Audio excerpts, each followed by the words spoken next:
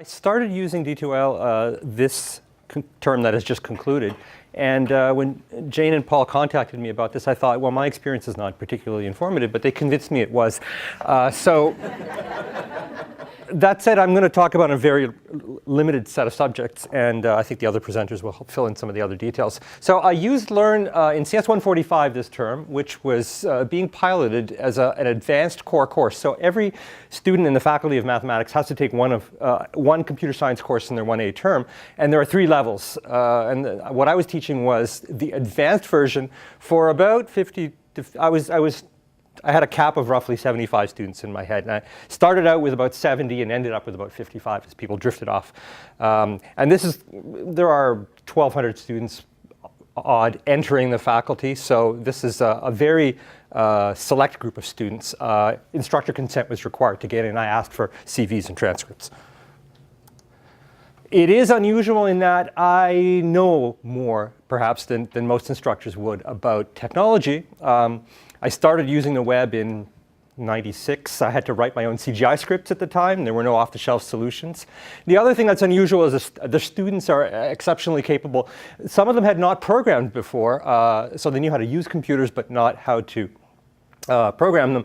But they're extremely good math students, nearly all of them. And so they had good abstraction skills. What is not perhaps so unusual is that, as usual, I didn't prepare very much in advance, so I was doing things on the fly. And this, I think, is perhaps a little more typical.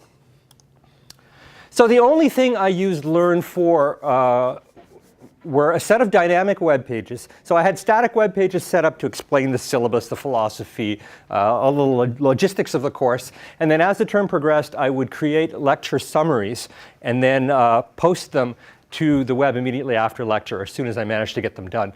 And that was new for me. I hadn't done that before. Previously, I just posted my slides, but my slides, as you can see, have gotten a lot more sparse. The other thing I used it for were the discussion forums. And having used those in UWACE, I'm quite pleased at the transition. It's not perfect. There are things I'm going to complain about in this talk, but it certainly is an improvement. And I'll discuss the alternatives that we have around here. The web pages, I generated those outside using another system. So I had basically a whole directory full of HTML files and associated PNG images. And I would upload those on a regular basis to Learn. And so this is one thing that I think people will be doing. The content of the web pages with 3 parts, really. Assignment questions, each one its own HTML file. Lecture summaries, each one its own HTML file, but a lot of cross-indexing and linking to external files. And in addition, the lecture summaries had mathematics that I was using. I'm using an online service that puts math fonts into my HTML file. That involves the use of JavaScript, and that worked quite well. I was surprised that it worked just out of the box with D2L. And finally, occasionally I would post sample programs, and this turns out to be a source of problems. So what is good about D2L is that it separates the organization of the files, your internal structure of how you organize your directory tree, and the actual presentation to students. This is good, but it is a little confusing. So when I go into D2L, I took a lot of screenshots because one of the things that I have to complain about is that navigating is a little slow for me. And I thought that too much time get churned up doing that if I tried to do it in real time. If we navigate, click content, I get this list of things, and manage content really comes up first. And what is created is a structure that I created in order to show the students. So this is not the view they see, but this is the view that I manage close to what they see. Lecture summaries, assignment questions, various files, and then subheadings within that. Now over here are the various icons that you use to create and modify these things. And to be honest, I can't figure these out. Every time I try to do this, I click the wrong thing. But that could be just me. That's something to be concerned about. And that's quite different. If you go to Manage Files, you will see a more traditional directory structure, which is what I'm more used to. So I think interface is relatively unintuitive. And things are separated all over the place. And I put as a question mark protecting novices on that slide. If you go to an ATM, you may notice that you're constantly reaching all over the place to do things. And that's deliberate on the part of the designers. They don't want to have buttons that do different things that are too close together. On the other hand, that's novice mode, and there is no expert mode on an ATM. If you know what you're doing, it's still slow. You can't do it quickly. And some of that is present here.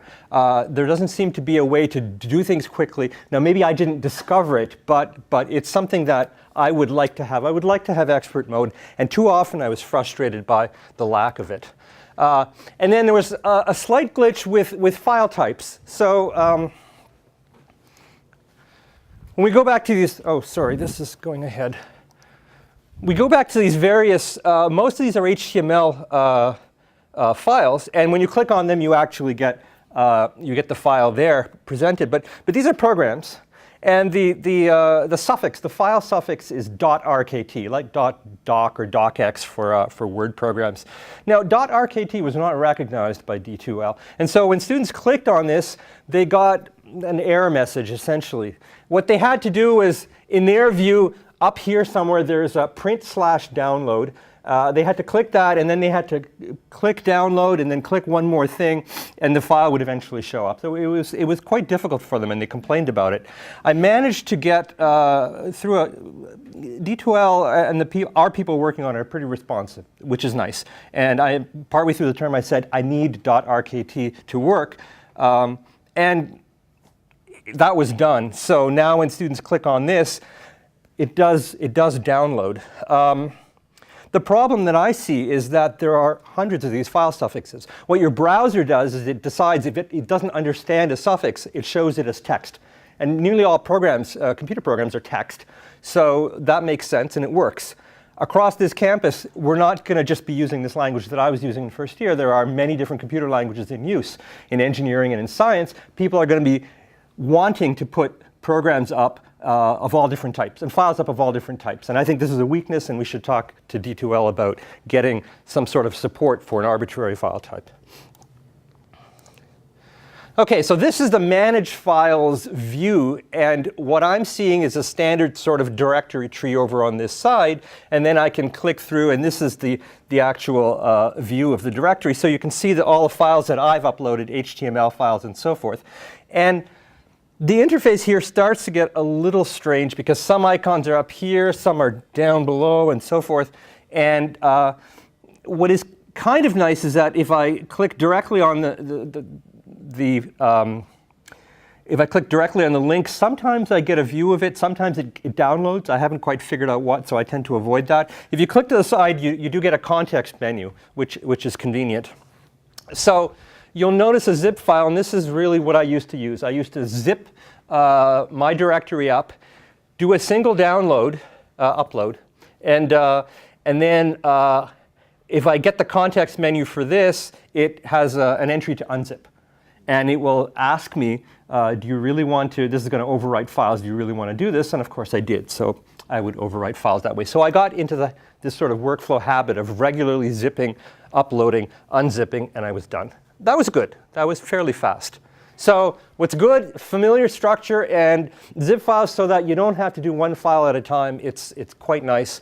And the warnings, you are about to overwrite a file, these are good. On the other hand, the interface, again, to me, is unintuitive. I have to keep looking for the icons. They're not grouped the way I think is natural or easy to learn. The dialogs are really frustrating at times. There seem to be too many of them. And the warnings, eventually, you want to be able to say, don't ask me again about this file because I'm constantly uploading it. You can't do that here. So these are, again, things that we might ask for as requests. Now, to the discussion forums, then. These are standard in computer science, and the normal mechanism is course news groups. And the things I didn't like about course news groups is that you could post anonymously. There was no simple way of deleting a post that had too much information, like the solution to an assignment question or something like that. And it was a lot of these news groups are exported by the university and archived by something like Google Groups. And in fact, students like that because then they can use a web browser to access the discussion forum. But that means that what they've posted is there forever. It can never be erased. And so the employers can actually go and look up how stupid these people were in first year. And that is not something we want, especially in light of recent developments on, about student privacy. So I set up these discussion forums. And there were more than 700 posts, mostly about assignments, but also to some extent about lectures. And I had an extracurricular miscellaneous forum as well. So what is good is that there's sort of several levels. I never quite figured out. There's forums, there's topics, there's individual posts. So there is some substructure so that you can try to direct students to a topical area. Because students have to sign in, they are naturally identified. You see their full name. You can even display their student number if that is of use to you. And there is some ability to edit. So I can delete a student post and all of the replies to that post. So it's sort of a snipping off a subtree of the conversation. I cannot edit a student post, and this is a weakness. So if there's a little bit of information I want to take out but leave everything else present, I can't do that. And that's an ability I would like. So as I'll show you, the views onto the discussion are fairly limited. I found the navigation difficult, and the workflow involved in responding to questions, especially with that much volume, is not easy. It's slow, and I wish it were faster. Yes? Just about what you were saying. So all the course material is password protected. Correct. Right? So were you saying that all the discussion forum becomes completely public? No. As far as I know, D2L doesn't have options to make things, that sort of thing, totally public. I could be wrong on that. It was the news groups I was referring to, the conventional solution that CS uses. So that's the solution they will see in their upper year courses. D2L is new. We haven't used it before. And the advantage is that it is private. And in fact, it goes away. So you know, that stuff is not archived. Two views of discussion forums. One is sort of a threaded view, but you have to sort of click on an individual message to see it. You don't see the stream of messages, and I missed that. And the other is a kind of a flat view, which is, in my view, totally useless unless you want to see the last thing that was posted. So the things I have to complain about is that replying is awkward, and I'll show you that. It encourages what I call top posting. I guess that's a standard term, which I think is bad. And the real estate is a little cramped. So this is what happens when I click on a message, and I've clicked on one of my own messages. Now I can take this and drag it up and down, but I have to do that manually. And I can undock this. This is a Windows snapshot, not my entire computer screen. I can undock this and take it into a separate window. But the one time I did that, it wouldn't. The undock icon is right here. It's completely unintuitive. And there was no redock icon. And I couldn't figure out how to get it to go away. I closed it, and then I opened the next message, and it came up in a separate window. I had to go back into my settings to fix it. That's not good. Now, maybe I was making a mistake. But so what do I do when I have this message that I'm looking at? Well, there's some icons up here, but I can't see much of the message. There's a scroll bar here, and I can scroll down, but then I lose the icons. So I start to reply, and this is what I get. Again, you know, not much real estate, and the top of an HTML editor, and I have to scroll down in order to. And when I scroll down there, then there's a second scroll bar for the message itself. And what it has done is it's quoted my entire message, but in general the message I'm replying to, and put me at the top. This is top posting. And it's the default, meaning that students in one of these long chains, the entire history is down there in reverse order. Bad idea. It's fine if you want to review the whole thing quickly, but otherwise it's very awkward. So now I scroll down, and what I have to do is start editing this stuff. And because this is JavaScript as opposed to using a lot of native elements, the keystrokes that I'm used to for fast editing, some of them work and some of them don't. So I'm going to contrast this with Thunderbird, which is my mailer, and I can use a lot more keystrokes in order to quickly edit this, this part. So Thunderbird is a Mozilla product like Firefox, and so these keystrokes will work in Firefox as well. So this is a tiny screenshot of a mail message I sent myself in Thunderbird. So this is what it looks like when I see it, and then when I hit reply, I get this. I get a quotation, it's offset. This is the kind of thing I want, and I have to do this kind of thing manually in D2L. And what I did is, in fact, doing this kind of indentation is just too much work. What I would do is I would trim, I would select and italicize. And this is occasionally a problem. The student has used italics in their response as well. But what I can do then is quickly go down here, delete stuff with keystrokes that I don't want, and intersperse replies, which is what I want to do. So that kind of trimming is very quick and natural for me in Thunderbird and in other text editors, and I don't have that natural flow in D2L. I haven't been able to develop it. This is something I miss. Volume is definitely an issue. 700 posts, I had a problem that it took a lot of my time, but important information was buried in there, and some students had difficulty reading all that, especially if English was their second language. So one of the things I'm going to try next time is to create a frequently asked questions page and be able to link to that. I couldn't find ways of linking to this question's been previously answered, here's a link to it. I didn't know how to do that. And again, that may be possible, but I never figured it out on the fly. Universal problem, students will ask a question that really should be on the forum because the answer is of use to everyone. And conversely, students use the forum to ask an extremely personal question like, why doesn't my program work, when they really should be using email for that. I don't know how to, that's a sort of a secondary skill I really don't have time to concentrate on, but I have to think more about how to convey some of that to them. So in the future, in the winter term, I am teaching CS 146, the continuation, again, an advanced 1B course, and I will use D2L for that. But I'm also teaching CS 442 programming languages, which is a fourth-year course. These computer science students coming in are used to news groups and so forth. And I will just use conventional methods for that. And then I'll be able to get a little more of contrast and perhaps a little more of an informed opinion on what are the strengths and what are the weaknesses of D2L and what we might ask for from them.